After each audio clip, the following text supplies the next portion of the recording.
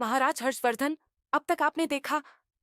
रानी सुजाता ने अपने षड्यंत्र के जाल में फंसाकर रानी रोमा पर झूठा दोषारोपण किया और उन्हें राज्य से निष्कासित करवा दिया।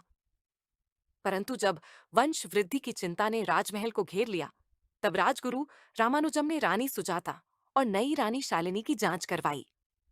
जांच में दोनों को संतान प्राप्ति के अयोग्य बताया गया। इसी बीच रानी रोमा को भी खोजकर पुनः राजमहल लाया गया और तीनों रानियों का पुनः परीक्षण हुआ। इस बार संकेत मिला कि रानी रोमा और रानी सुजाता दोनों के गर्भ में एक एक संतान है, किंतु वास्तविकता कुछ और ही थी। रानी सुजाता के गर्भ में संतान नहीं, बल्कि एक रसौली गांठ थी। रानी शालिनी गर्भवती ही नहीं थी। केवल रानी रोमा ही वास्तव में दो जुड़वां पुत्रों की माता बनने वाली थीं। उधर वजीर हारून ने भी अपनी पत्नी के गर्भवती होने का समाचार फैला दिया, ताकि भविष्य के षड्यंत्र की नींव रखी जा सके। समय बीता, प्रसव का क्षण आया। राजगुरु रामानुज ने ऐसी गुप्त व्यवस्था कराई कि रानी रोमा के दो नवजात पुत्रों में से छोटे पुत्र शिवा को रानी सुजाता को सौंप दिया जाए, जिससे राज्य में उत्तराधिकारी को लेकर विवाद शांत रहे। परंतु नियति को कुछ और ही स्वीकार्य था। वजीर हारून ने अपनी चाल चलते हुए शिवा को सुजाता तक पहुंचने से पहले ही बदल दिया।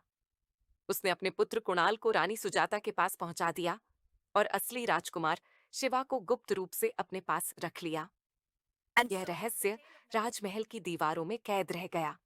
किसी को कुछ पता न चला। समय के साथ बालक बड़े हुए। रानी रोमा का बड़ा पुत्र सिद्धार्थ शूरवीर और स्वाभिमानी निकला। एक दिन पड़ोसी राज्य की सीमा पर उसका सामना राजा अनंगपाल के पुत्र अनंत से हुआ। मामूली विवाद ने भीषण रूप ले लिया। क्रोध में अंधे होकर अनंत ने सिद्धार्थ को बंदी बना लिया और उसे अपने राज्य ले गया। अब आगे की कड़ियों में देखना यह है, क्या सिद्धार्थ बंधन तोड़कर वापस आएगा? क्या शिवा अपनी असली पहचान जान पाएगा? और क्या राजमहल के षड्यंत्रों का पर्दाफाश होगा? कहानी अब एक ऐसे मोड़ पर है जहां सत्य और सत्ता की टकराहट अनिवार्य था। इधर रेशमा छुपकर सिद्धार्थ से एक संदेश उसके पिता शीलध्वज के लिए लिखवा कर लाती है और चुपके से उसमें अपना दिल भी जोड़ देती है। मैं राजकुमारी रेशमा, राजा अनंगपाल की पुत्री, आपसे राजा शीलध्वज से विनय करती हूं। वह लिखती है कि कृपया मुझ अभागी को अपने पुत्र राजकुमार सिद्धार्थ के साथ अपने राजमहल में स्थान देने की कृपा करें। रेशमा यह भावभीना संदेश अपने गुप्तचर के हाथों भिजवा देती है। राजा शीलध्वज तक सीधा चुपचाप, लेकिन दिल से। उधर संदेश मिलते ही राजा शीलध्वज ने क्रोधित होकर आक्रमण कर दिया। उन्होंने राजा अनंगपाल को उनके दोनों पुत्रों सहित बंदी बना लिया। उसी दौरान आश्चर्यजनक रूप से रेशमा आगे बढ़ी और करुणा भरे स्वर में बोली, महाराज कृपा कीजिए, मुझे बंदी बनाकर अपने साथ ले चलिए, पर इन तीनों को मुक्त कर दीजिए। राजा शीलध्वज कुछ पल चुप रहे, फिर मुस्कुराते हुए बोले, जैसी तुम्हारी इच्छा रेशमा। और उन्होंने अनंगपाल व उनके दोनों पुत्रों को मुक्त कर दिया। फिर सिद्धार्थ और रेशमा को अपने साथ राजमहल ले आए। इधर राजा शीलध्वज बीमार पड़ गए हैं, इसीलिए अब प्रभारी राजा बनाने का प्रस्ताव रखा गया है। इस पर प्रतिक्रिया जानने के लिए राजगुरु रामानुजम ने तीनों राजकुमारों सहित वजीर के लड़के को भी प्रशिक्षण दिलाने का आदेश दे दिया। लेकिन तभी एक अजीब बात सामने आई। वजीर हारून अपने लड़के यानी बदले हुए शिवा को प्रशिक्षण दिलाना ही नहीं चाहता। राजगुरु चौंक गए। आखिर ऐसा क्या कारण है? क्यों नहीं चाहता वजीर कि उसका बेटा इस तैयारी में शामिल हो? राजगुरु रामानुजम ने गहरी नजर से वजीर को देखा और मन ही मन सोचा, जरूर इसमें कोई रहस्य छुपा है। इसलिए उन्होंने निर्णय लिया कि शिवा को भी प्रशिक्षण दिया जाएगा। प्रभारी राजा के लिए परीक्षा आरंभ होती है, लेकिन वजीर वह अपने बेटे को उसमें शामिल नहीं करना चाहता। इसी बीच राजगुरु राजा की ओर देखकर एक संकेत देते हैं और शिवा को परीक्षा में सम्मिलित करा देते हैं। और इधर जब प्रशिक्षण शुरू हुआ तो वही शिवा, वो शांत अनजान सा लड़का, राजगुरु रामानुजम के व्यक्तित्व से प्रभावित हो गया। उसे लगने लगा जैसे कोई उसे उसकी खोई पहचान से जोड़ रहा है।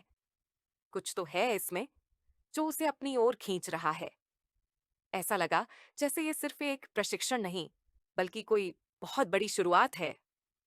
फिर परीक्षा के दौरान शिवा सोचने लगता है, प्रभारी राजा के पद के तो ये दोनों राजकुमार ही अधिकारी हैं। फिर मैं क्यों प्रतियोगिता जीतूं? और यही सोचकर वह खुद को हरा देता है। हाँ, शिवा खुद ही हार जाता है। वहीं दूसरी ओर छोटी रानी रोमा का बड़ा बेटा सिद्धार्थ कुछ और ही सोच रहा है। हम दोनों, मैं और कुणाल, साथ साथ पैदा हुए, साथ खेले, खाए, पढ़े, सीखे, तो फिर हम दोनों एक जैसे क्यों नहीं?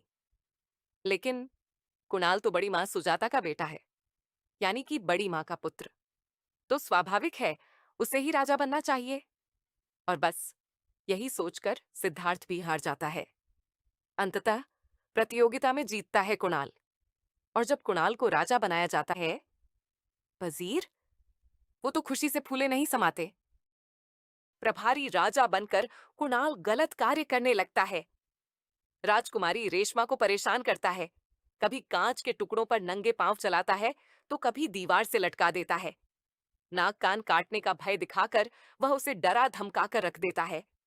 जबकि राजकुमारी रेशमा तो सिद्धार्थ से प्यार करती है। लेकिन जैसे ही कुणाल उन्हें साथ देखता है, वो बौखला जाता है। रेशमा की गर्दन पर चाकू रखकर चीख उठता है, अगर दोबारा उसके साथ दिखी तो जान से मार दूंगा। क्या रेशमा इस आतंक से कभी आजाद हो पाएगी?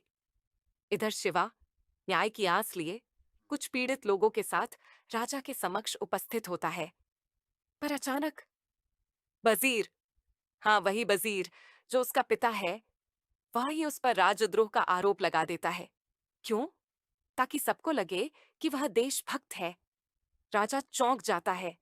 शिवा स्तब्ध है।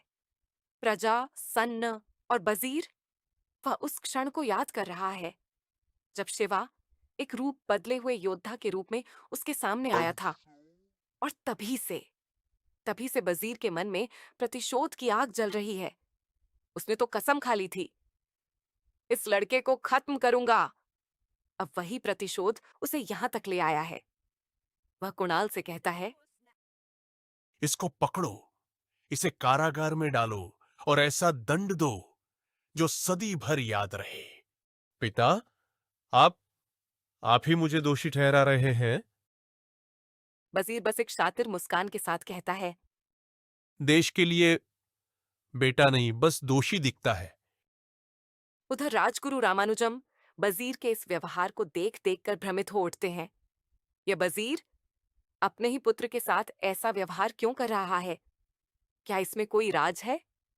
तत्पश्चात राजगुरु रामानुजम कारागार में पहुंचे। वहां उन्होंने वजीर के बेटे शिवा को देखा और गंभीर स्वर में पूछा, ये बता, तेरा पिता तेरे साथ दुश्मनों जैसा व्यवहार क्यों करता है? तुझे इस तरह दंडित कराकर सबके सामने बेइज्जत क्यों कराना चाहता है? शिवा कुछ बोल पाता उससे पहले ही राजगुरु को कुछ खटकने लगा। उन्होंने अचानक उसके शरीर से कपड़ा हटाया और धीरे से अपना हाथ उसकी गर्दनी पर फिराया। जैसे ही उनकी दृष्टि उस विशेष चिन्ह पर पड़ी, वे सन्न रह गए। यह तो उनके मुंह से निकला, पर उन्होंने अपने भावों को तुरंत छुपा लिया। वह चिन्ह, हाँ, वही चिन्ह। राजगुरु ने इसे पहले भी देखा था, छोटी रानी रोमा के नवजात पुत्र की गर्दनी पर। तो क्या, नहीं, इसका मतलब, राजगुरु की आंखों में अचानक सच्चाई कौंधी। राजकुमार को किसी ने बदल दिया था।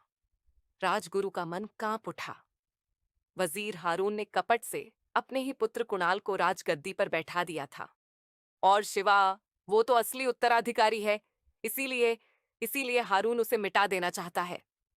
शिवा उसके लिए सिर्फ एक शत्रु है, एक जीवित प्रमाण। राजगुरु मन ही मन बोले। लेकिन राजगुरु ने स्वयं को संयमित किया। उन्होंने शिवा को कुछ भी आभास नहीं होने दिया, ना अपनी पहचान का, ना उस गहरे रहस्य का। राजगुरु रामानुजम ने निश्चय किया, अब समय आ गया है सच्चाई को उजागर करने का।